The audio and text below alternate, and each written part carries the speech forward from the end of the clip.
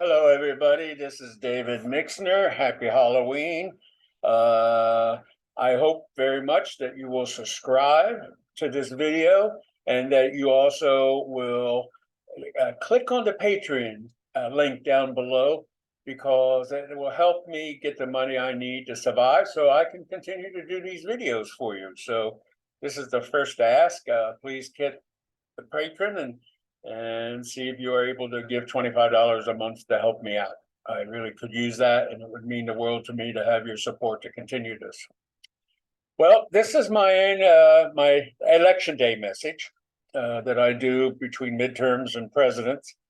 And we always start off with these saying, "Never before has an election been more crucial, more critical." And the fact of the matter is, all elections are more important and more critical. But this election in particular will decide the direction of the country for a very long time. And also might determine the fate of our democracy. And I don't think I've ever said that, maybe a little bit with the Biden-Trump race. But this goes to the base of not just one man who was a freak of nature who became president. But if we lose the Senate, and we lose the House, we've lost our hopes of stopping the forces of evil from being a major player in future elections. If we lose the Senate and they get to decide in some significant way who the Supreme Court will consist of, the direction of the Supreme Court will be determined for years to come. And marriage will seriously be in jeopardy in both houses. Yes, Joe Biden can veto any legislation and they probably can't override it. But one more justice and we could lose marriage, adoption, everything we have worked for, everything I have worked for the last 62 years. So you must vote and you must get your friends to vote. And you must understand that the failure to do so, if you're too busy or on a business trip or not gone to early vote or don't vote on election day, you have dishonored every one of your pioneers, every one of those who have died in service. You have dishonored those people who I know who have died of AIDS and in their last weeks of life fought back. If you don't vote, you have dishonored us all, and you have dishonored my work and every other pioneer's work.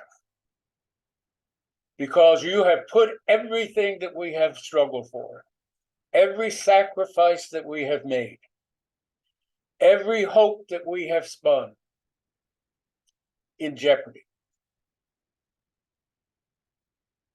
I can't stress seriously enough how important it is to get our vote out. Now, here's how serious it is. Did any of you really think we'd ever see a world where Herschel Walker could be put into the mainstream? Where Lake could become governor of Arizona, who's an election denier, a bitter opponent of LGBT rights? Where Doug Mastriano could be considered an acceptable form of an alternative party in Pennsylvania? Can you imagine that?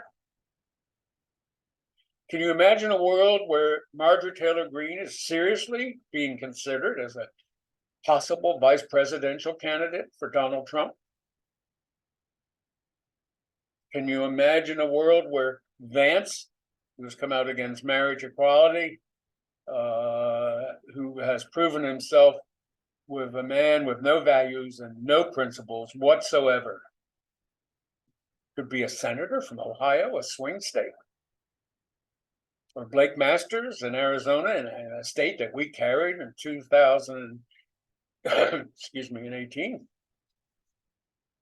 Could you ever, the year 2000, could you ever imagine that a Blake Masters, who is crazier than whale shit,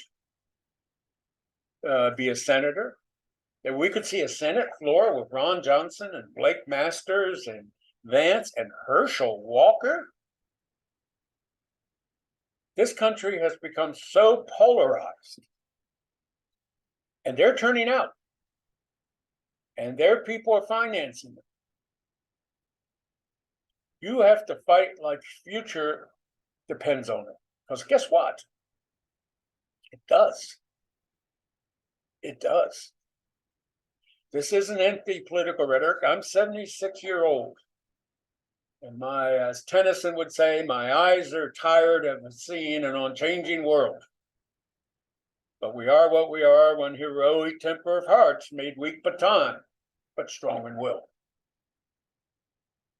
I'm giving it everything I can give, being sick at 76.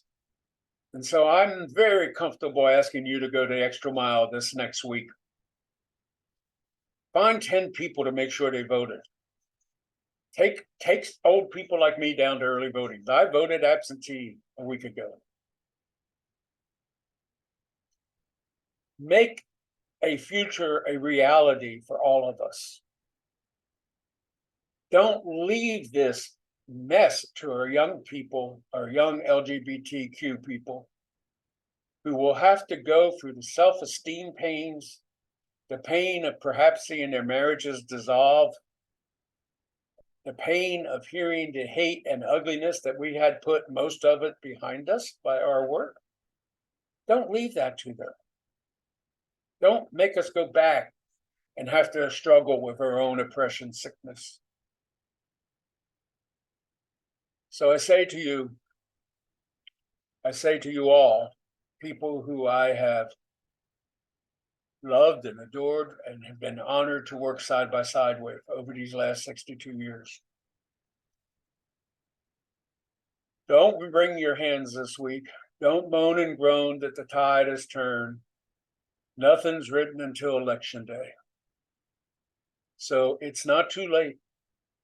But I want to say, if you don't vote, I don't want you to come around me, because you have dishonored my friends who have died of AIDS. You have dishonored me. And you should tell other LGBTQ people, if they don't vote, that there's really not a place at your dinner table for them, because that's how it is. It's about the person's values and principles. If they don't care to at least go to a poll and fill out a ballot, after what we've been through as a community and the lives we've lost and the churches we've had burned down and the beatings we have endured, and they don't care to vote, let them know how you feel. Let them know I sent you. I love and adore you all. Please, please vote on election day. Please go down and hit my Patreon page and help me continue to spread my message. Peace.